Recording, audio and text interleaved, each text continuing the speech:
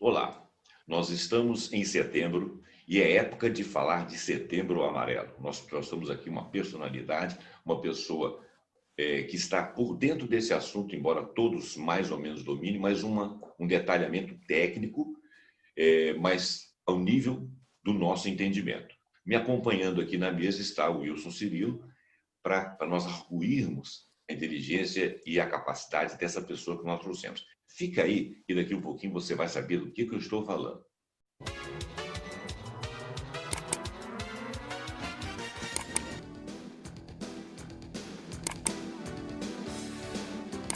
Está no ar a mesa de debates aqui na TVE de Juiz de Fora e na FM Premium. Eu sou José Roberto Abramo e nós vamos falar do Setembro Amarelo. Vamos falar com Luiz Bevilacqua.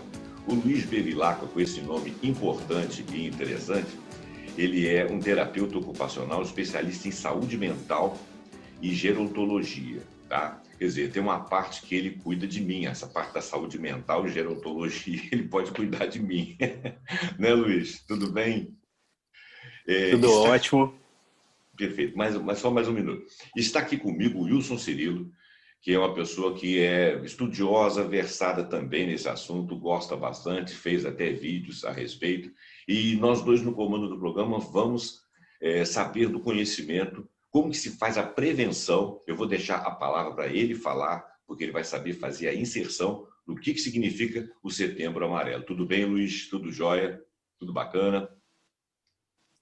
Tudo ótimo. Quero agradecer o convite, a chance de poder compartilhar um pouco com vocês desse tema tão importante, pouco explorado, e espero contribuir bastante com todos e causar uma mudança em perspectivas para que a gente consiga conquistar cada vez mais enquanto sociedade.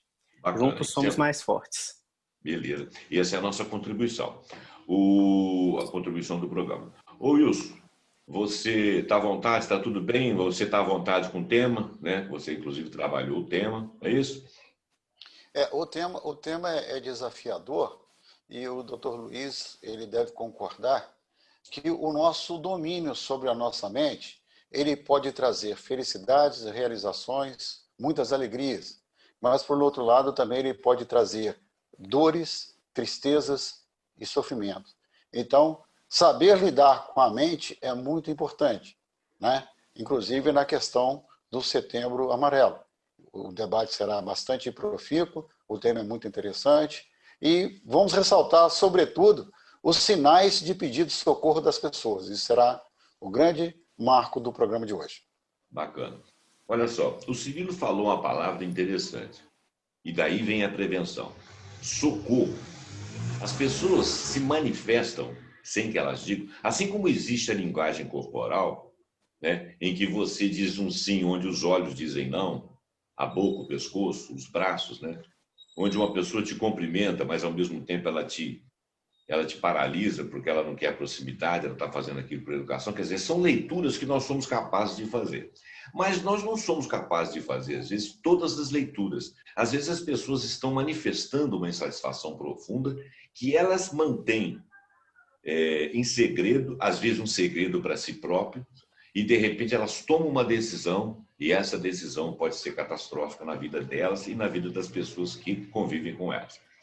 Nós estamos falando do suicídio, que é uma palavra muito evitada, uma abordagem muito evitada também, e a prevenção, né, e o diagnóstico precoce, mesmo dos familiares e dos amigos, das pessoas próximas, é importante e deve ser feito a tempo e a hora.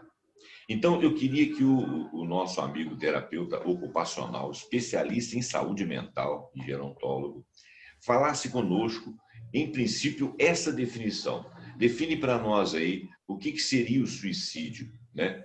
Porque existem outras formas de se suicidar que não seja de uma maneira abrupta, né? Define para nós aí o suicídio e como que se daria essa prevenção. Fica à vontade. Obrigado, José Roberto. O suicídio é um ato visando a própria morte, utilizando para isso um meio que a pessoa confia que vai levar até esse fim. Porém, igual você colocou, ele não envolve apenas o ato, ele envolve um comportamento, que a gente chama de comportamento suicida. Isso representa, por exemplo, ideias sobre suicídio, pensamentos gerais acerca do tema, planos e tentativas em si. Então, o tema vai muito além do que se conhece. E muitas pessoas, igual hoje os jovens, têm considerado, hoje 25% dos jovens, nos últimos 30 dias, consideraram seriamente cometer esse ato. Um ato que, como você colocou também, não é muito discutido, porque não se fala sobre saúde mental. E a nossa proposta é trazer a necessidade de se colocar em pauta a saúde mental, seja onde for, na escola, na família, no trabalho, na comunidade, por meio de ações diversas nos contextos possíveis, porque isso leva a mudanças de paradigmas necessários na sociedade atual. Cada vez mais, sintomas desse novo meio de vida que vai se transformando, muito ligado à tecnologia, muito ligado à pandemia de Covid-19 que nos acomete hoje. A gente sabe que é necessário trazer isso e realmente pensar juntos para que haja uma mudança efetiva de um cenário. Hoje, onde a cada 45 minutos um brasileiro comete o ato. É necessário que a gente represente o assunto sem sensacionalismo, sem exageros e com muita responsabilidade, porque, embora eu tenha colocado, é muito frequente e, inclusive, tem aumentado em todas as faixas etárias. No Brasil, por exemplo, a faixa etária que mais comete o ato é a faixa de pessoas idosas, acima de 70 anos de idade. Isso diz respeito a uma solidão, a um abandono, ao desemprego, mudanças de papéis. A pessoa trabalha uma vida inteira, de repente se vê sem um acesso a algo que significava muito para ela. Então é importante discutir o tema de uma forma que seja direta, mas ao mesmo tempo tranquila. É um outro ponto que você trouxe. As pessoas têm dificuldades para colocar sobre os seus sentimentos. E para a gente trazer isso, a gente tem que primeiro se preocupar com quem a gente gosta. Por regra, todos tomamos as coisas como garantidas. Nós, tem essa pessoa, tem essa coisa, ninguém preocupa muito no sentido de possibilidade da perda, ou mesmo desmerece um ato onde a pessoa coloca sinais que demonstram um risco que pode estar associado ao suicídio. Para isso a gente já pensa em transtorno mental, um diagnóstico fechado de um problema, né, que foi acompanhado por um médico, por uma equipe de profissionais e realmente se sabe que a pessoa tem aquele quadro. Entretanto, nem sempre, por via de regra, a pessoa precisa de um diagnóstico para correr o risco de cometer o suicídio. Ela pode chegar a esse ato estando num sofrimento mental não diagnosticado. E muitas vezes a pessoa não vai ter tido ainda contato com um profissional, especialista, ela não vai ter sido exposta a esse tipo de educação a respeito do tema. E aquela coisa, as aparências enganam. Então, aquela pessoa que demonstra alegria, que demonstra sempre uma tranquilidade, de repente surpreende as pessoas numa tentativa e todo mundo fala, nossa, porque a vida é perfeita, a vida dessa pessoa é perfeita. Seja uma pessoa famosa, alguém que está em pauta, geralmente é quando a mídia traz o tema à tona. E aí as pessoas debatem e colocam a situação. Doutor Luiz. Só um minutinho, Wilson, só um minutinho, eu vou te passar a palavra. Eu só queria falar uma coisa, fazer uma pergunta para você dentro disso que você colocou, e de repente o Wilson pode até emendar na minha pergunta. A colocação que eu queria fazer é o seguinte: existem pessoas que elas têm uma tendência de personalidade a serem mais tristonhas ou serem pessoas que vão cometer esse ato em algum momento da vida, possivelmente por estrutura de personalidade. Mas, e isso aí, nós, leigos, não temos como situar, né? E daí a prevenção. Então, eu acho importante falar que, por que nós estamos falando da prevenção? Nós estamos falando da prevenção e chamando um especialista exatamente para educar a população a observar essas pessoas. Mas existe um outro caractere também da nossa personalidade, da nossa vivência em sociedade, é que existencialmente a gente enche a nossa vida de coisas que são links que vão acabar. As coisas perenes da nossa vida, nós não somos educados para ter. né? A gente não é educado para ser, a gente é educado para ter. Ter imagem, ter juventude, né? Então, o que é moda, o que é o dia a dia, o que são as expressões, quem sai desses padrões, quem sai dessas expressões sofrem, às vezes, bullying, são pessoas esquecidas, que é o caso dos velhos, que é o caso dos jovens que, às vezes, não se adequam a certos modismos, é o caso de pessoas que às vezes, têm um relacionamento ruim, não conseguem se complementar, quer dizer, ficam dependentes dessas coisas externas. Então, eu queria que o doutor falasse um pouquinho sobre preencher esse vazio para aquelas pessoas que, de repente, se sentem entristecidas, que podem caminhar, eventualmente, com uma situação como essa, preencher esse vazio. Mas eu vou passar antes a palavra para o Wilson, para que ele complemente e faça a colocação que ele quiser. Fica à vontade, Wilson. O doutor Luiz, o senhor falou uma coisa que é muito séria. O senhor disse que a cada 45 minutos uma pessoa tira a sua própria vida no Brasil. Mas isso é o caso do sucesso. Enquanto há essa tentativa com sucesso a cada 45 minutos, há várias tentativas com insucesso. Isso, a própria Organização Pan-Americana de Saúde, ela tem um estudo sobre isso, que mostra que 800 mil pessoas por ano, eles terminam a vida por suicídio. E o suicídio hoje é a segunda causa de mortes entre a faixa etária de 15 a 29 anos. E a questão que não é só de alta renda, é questão também em países de renda média e renda baixa. Agora, eu colocaria uma situação para o senhor. Ela atende, se nos países de alta renda, renda média e baixa renda também existe uma grande incidência, o Abramo falou sobre preencher alguns vazios. A gerontologia, o Abramo, sim, eu tenho até um capítulo no livro sobre esse assunto, é a ciência que estuda os homens no envelhecimento nas suas necessidades sociais, emocionais e psicológicas. Então, o doutor disse sobre a questão da pessoa de idade avançada também no grupamento de suicídio. Com isso aí, só para complementar a pergunta do Abramo, qual é a importância? Porque a mente da gente é como se fosse uma escada. Então, você é criança, vai para a maturidade, vai para a adolescência, tal, você vai subindo. E nem todo mundo consegue subir todos os degraus dessa escada com o pé no chão, com firmeza. Qual é a importância do sentido de alguma coisa e de um propósito de vida, no sentido de objetivar a vida dessas pessoas que estão passando por um momento de fragilidade, visando um fortalecimento e fazer com que essa ideia fixa ela se torne secundária, terciária ou até seja eliminada dos seus planos. Eu gostaria que o senhor explanasse sobre isso. São dados e indagações muito, muito pertinentes que vocês trazem. De fato, o suicídio hoje é visto não como uma questão isolada. A pessoa não comete, não chega a um ato desses por uma questão única. São vários sinais, são vários fatores de risco também. E primeiro nós temos que entender isso. Se trata de um pedido de socorro. A pessoa sente uma dor tão insuportável que ela não vê outra saída. É um sinal, cometer um ato desses, de que realmente chegou num ponto sem saída para aquela pessoa.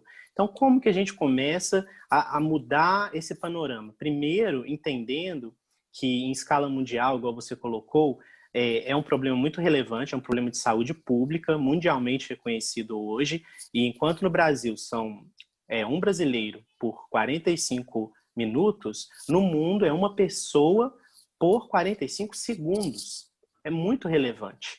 Então, o que leva essas pessoas? O que está levando ao comportamento suicida, que, como você bem colocou, Cirilo, não se trata apenas de algo isolado dentro do ato, certo? Então, a gente tem que entender o seguinte, a pessoa quer ser escutada. A gente nem sempre vai chegar falando alguma coisa e isso vai ser mágico, vai causar uma mudança. O que pode ser um ponto de mudança fundamental é estar presente, estar e ser presente pela pessoa, ter referência para essa pessoa, se não há na família, num círculo social de amigos, enfim. Então, serviços devem prover isso. E por isso o Centro de Valorização da Vida, um dos responsáveis, junto com o Conselho Federal de Medicina, com a Associação Brasileira de Psiquiatria, pela campanha do Setembro Amarelo, tem essa disposição 24 horas por dia para acolher essas pessoas. Então, com o número 188, a pessoa consegue entrar em contato e já ter um encaminhamento. Isso é importante porque as pessoas não sabem que existe esse serviço e que ele é gratuito e que qualquer momento do dia, por exemplo, a pessoa se vê desesperada numa madrugada, quem eu posso pedir ajuda? Não tem ninguém para me ajudar. Então, ela pode fazer um contato nesse número do Centro de Valorização da Vida. O Dia Mundial da Prevenção de Suicídio é o dia 10 de setembro. E o Brasil adotou o mês desse dia como uma campanha importante de prevenção, porque tem aumentado o problema. Dessa forma que, igual a gente colocou, não é exclusiva ao ato em si, mas sim abrange aí todo esse tipo de situação que muitas vezes passa despercebida, infelizmente. Agora, em relação a como preencher essa questão da vida da pessoa, eu vou falar um pouco sobre a minha profissão. A terapia ocupacional, ela é a ciência e a profissão de nível superior que promove saúde, qualidade de vida e bem-estar por meio da atividade. Basicamente, nós temos atividades básicas da necessidade humana, tomar banho, comer sozinho, coisas bem automáticas para a maioria de nós. E temos também atividades mais complexas que precisamos realizar e nos constituem enquanto sujeitos. Nós somos, portanto, seres ocupacionais. Sem um engajamento, um envolvimento, com propósito em atividades, nós não temos saúde. Não temos. E a terapia ocupacional, atuando na saúde mental, vem resgatar com esse sujeito quem ele é, o que tem sentido para a vida dele. Se hoje não há nada, vamos buscar no passado, vamos mostrar que a vida vai além daquela compreensão momentânea e que há possibilidades a partir do fazer. Porque desde sempre, o fazer, ele não é só transformado pelo homem, ele também transforma o homem. Nós somos transformados pelas atividades que nós exercemos na nossa vida. Isso é algo muito único, muito específico da espécie humana. Isso nos permitiu evoluir como espécie. Então, embora a terapia ocupacional tenha surgido por volta de 1920, na época da Primeira Guerra Mundial, quando se notou a necessidade de prover tratamentos que vão além do medicamento para as pessoas que voltavam da guerra, enfim, a proposta foi justamente essa, ver de uma forma holística o ser humano, vê-lo na sua integralidade, ver que cada pessoa é uma, que eu não posso chegar aqui no programa, e nem ninguém deve fazer isso, de falar, faz isso aqui que é bom para todo mundo. Tem coisas que geralmente funcionam? Sim. Praticar atividade física é muito bom, aumenta questões de saúde mental, melhora. Então, tem outras estratégias que são utilizadas, mas cada pessoa é um universo e ela deve ser compreendida como tal. E isso nos alerta para outra necessidade fundamental, que é o quê? Como eu chego até a pessoa que eu acho que não está bem emocionalmente para abordar esse tema, sendo que eu nem acho que deveria porque é desconfortável. Você conhecendo essa pessoa e uma equipe profissional, alguém que vai abordá-la ou recebê-la, acolhê-la, deverá saber o ambiente ideal, o momento ideal, os gostos daquela pessoa, onde ela se sentirá segura. Hoje, com a pandemia, é difícil a gente pensar, por exemplo, uma pessoa que gosta de um bar, uma pessoa que gosta de reuniões sociais e aí poderia tirar um momento para falar sobre isso com os amigos, mas a gente deve usar da nossa criatividade e sempre estar face a face, escutar, não julgar, validar aquele sentimento. A pessoa virar e falar, estou pensando em acabar com a minha vida. Geralmente as pessoas podem dizer, você tá doida? Que isso? Onde já se viu uma coisa dessa? Cria vergonha na sua cara? Isso é muito comum, é muito cultural. E não só no Brasil, como as pessoas tendem a pensar. É um problema de escala mundial. Então, a gente deve fazer como? O que está acontecendo com você? Você está querendo compartilhar algo? Eu acho que você não está bem. Você gostaria de me falar alguma coisa? Eu acho que pessoas que estão na sua situação costumam ter pensamentos muito negativos. E eu estou preocupado com você. Você gostaria de falar sobre isso comigo? E aí, escuta. Não vamos... não, faz isso aqui, tá? Eu entendo o que você está sentindo. Não, nós não entendemos o que o outro sente. Ninguém entende. O ser humano é um enigma e para si próprio. Por isso é é importante fazer terapia e é importante ter uma atenção multidisciplinar. Na terapia ocupacional, o nosso viés é muito transdisciplinar. Nós atuamos com outros profissionais, porque isso é saúde. Ter especializações atuando juntas no mesmo ponto, porque elas se somam. Então, a pessoa só é favorecida. E isso hoje é possível nos serviços públicos. Eu tenho mais de 5 anos de atuação no serviço público e só tenho elogios a respeito. E no serviço privado, da mesma forma, que é onde eu atuo hoje. Há atenção de vários profissionais para um único caso. Os profissionais se comunicam e isso vem a somar para a pessoa. A gente tem que entender que algumas situações vão, sim, demandar essa atenção integral que parte de vários conhecimentos. Você falou umas coisas aí que me lembraram algumas situações. Por exemplo, alguns soldados saíam na América do Norte e iam para uma guerra. Quando eles voltavam como heróis de guerra, no país onde eles eram recebidos, eles tinham os louros da vitória logo depois da guerra, e depois eles não tinham, o ofício deles não era requisitado, eles não eram mais heróis, eles não eram mais importantes, eles não estavam salvando ninguém. Alguns outros foram para terras estrangeiras para resolver um problema de estado de guerra e chegaram lá como salvadores e não eram bem-vindos. Eles não entenderam por quê. E quando voltaram aos seus países, tiveram problemas psicológicos, e uma boa parte desses soldados enveredaram por drogas, bebida e suicídio. Algumas mães que educam uma família de 3, 4 filhos e se dedicam intensamente, trabalham e cuidam dos filhos, de repente vê a casa vazia. Dá o vazio, nós estamos falando de vazio, né? O homem que de repente se aposentou, ou o profissional que trabalhou, fez um mestrado, doutorado, quando ele chegou no país dele ou na localidade onde é que ele queria prestar o serviço, mudaram as características, ele não tem como usar daquele conhecimento, então o conhecimento dele se esvai e aqui estabelece um vazio. Então, esses levantamentos que você falou de terapia, não seria legal se desde a juventude, eu quero saber a sua opinião, se desde a juventude as pessoas vivessem em terapia, né? Sempre ocupados de se ocupar e de se descobrir, para que elas não necessitassem das coisas da sociedade externas ou dos exemplos externos para se completar por dentro, para que elas pudessem, isso é uma utopia, mas que elas pudessem estar sempre presentes tomando as decisões em favor daquilo que elas efetivamente são, né? Porque o soldado, de repente, foi treinado para ser soldado e chegou lá, ele foi soldado e depois ele não é mais nada. Ele foi um médico, um engenheiro e tal, quando ele aposentou, ele acabou que ele não é mais nada, a mãe não é mais nada.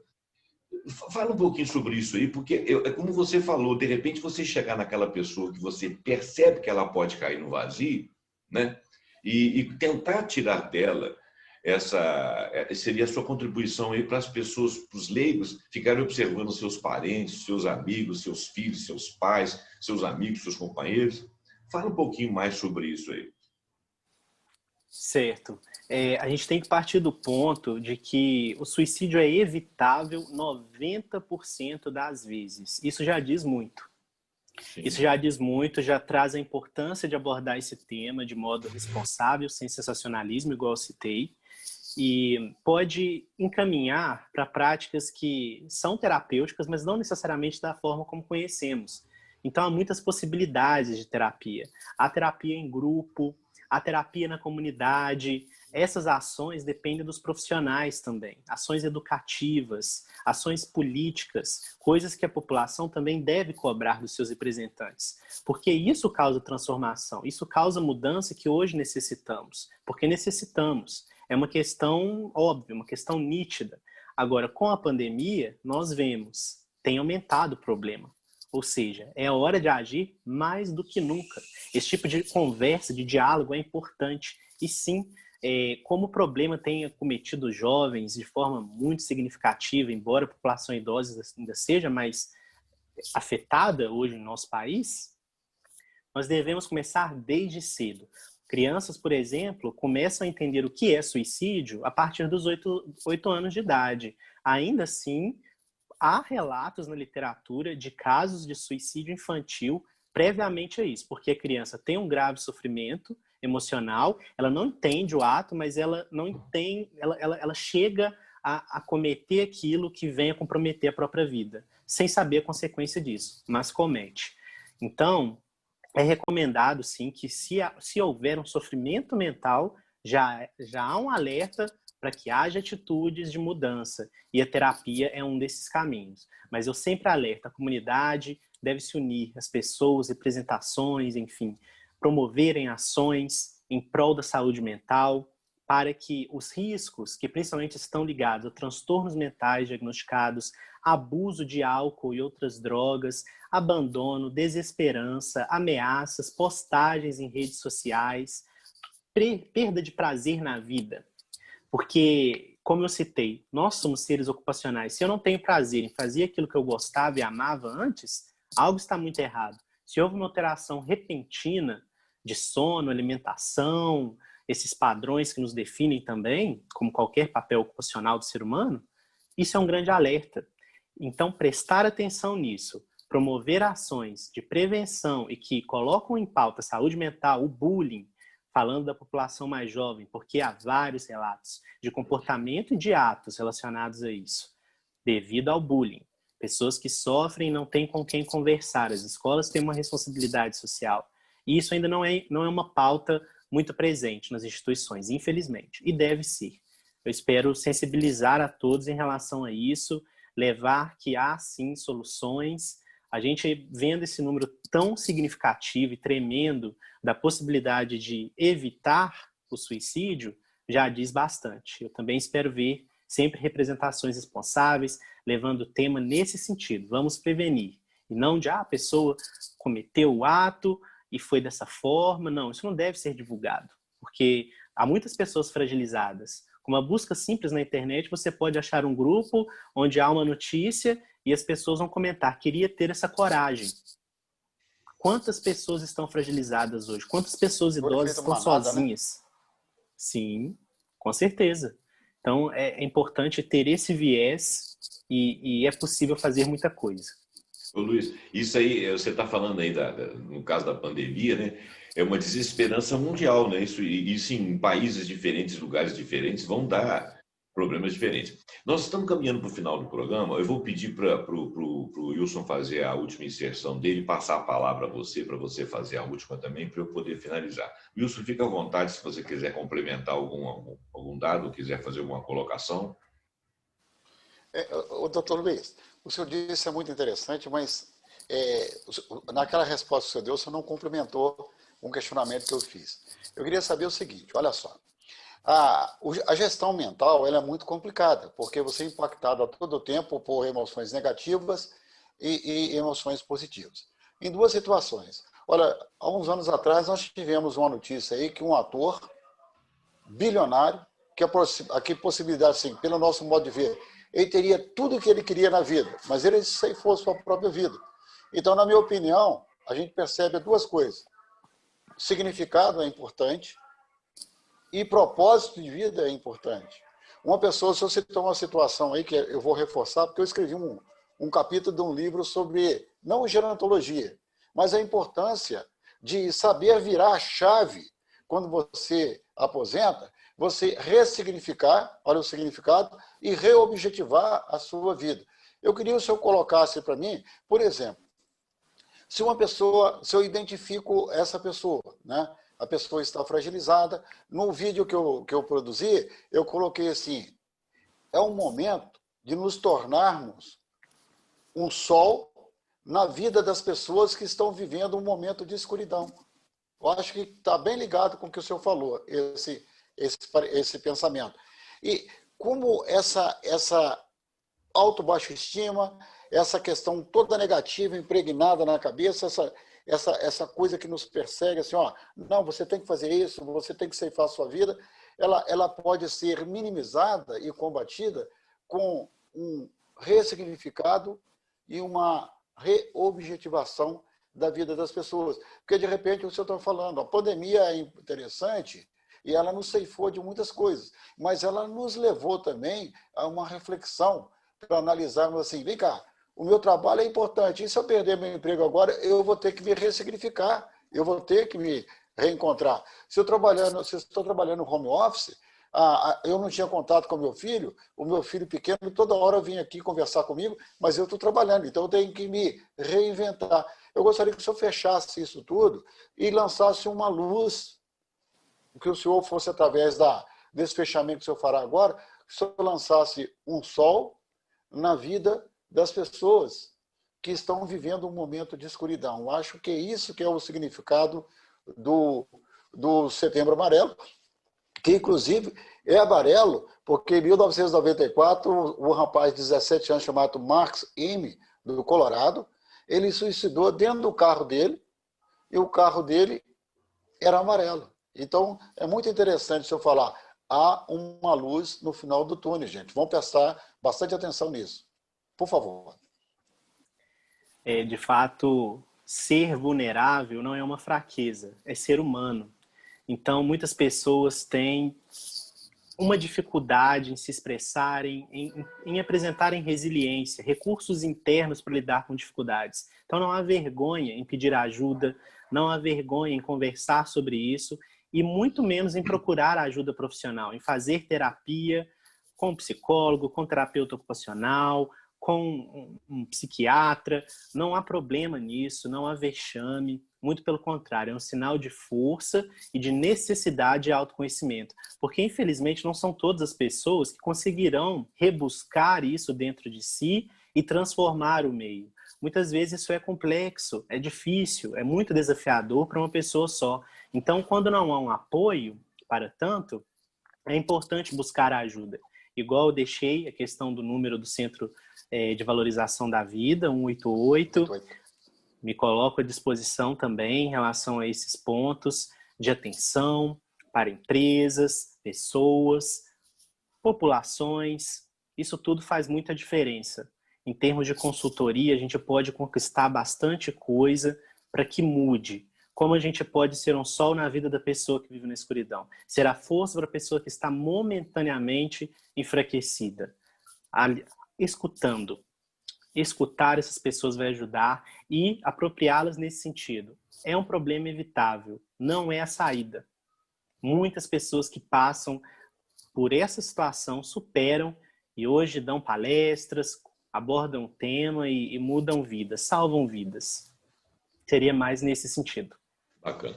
Ô Luiz, a sua contribuição e também a do meu amigo Cirilo foram grandes. Eu acredito que a vocação do programa Mesa de Debates há mais de 25 anos é exatamente trazer à comunidade consciência, conhecimento, até a mostra da diversidade de assuntos, mostra que nós somos realmente uma comunidade extensa, capacitada e que temos condição de fazer muita coisa, empreender muita coisa. Entre elas, empreender a capacidade de observar o nosso semelhante, saber ajudá-lo num momento desse, levá-lo até a suprir a sua necessidade, no caso do 188 que você disse. E se você achar que precisa, você pode escrever aqui nesse vídeo, que a gente te encaminha para o terapeuta ocupacional, para que você aprenda alguma coisa a seu respeito que possa te libertar. Bom, eu não vou me delongar, porque nós já estamos no limite do nosso tempo. Vou agradecer a presença do Cirilo, as intervenções dele, as ideias. Vou agradecer ao doutor. Obrigado. O doutor ainda vai voltar aqui, apesar de que esse mês ainda é o mês do Violeta, do Alzheimer, né? Mas nós vamos montar uma parceria com o doutor aí. Ele vai voltar aqui falar conosco, talvez até no final do mês, no início do mês que vem, mesmo que a gente esteja mudando da tônica do Alzheimer, mas é bom falar sobre isso, independente, em qualquer época. Então ele já fica pré-convidado para voltar a falar e trazer a sua experiência. Muito obrigado a você que nos assistiu até agora. Fique aí, passe esse vídeo para frente, deixe aí qualquer dúvida que você tiver no comentário, que a gente leva as pessoas competentes, ao doutor Luiz, por exemplo, e muito obrigado pela sua presença. Até o próximo Mesa de Debates.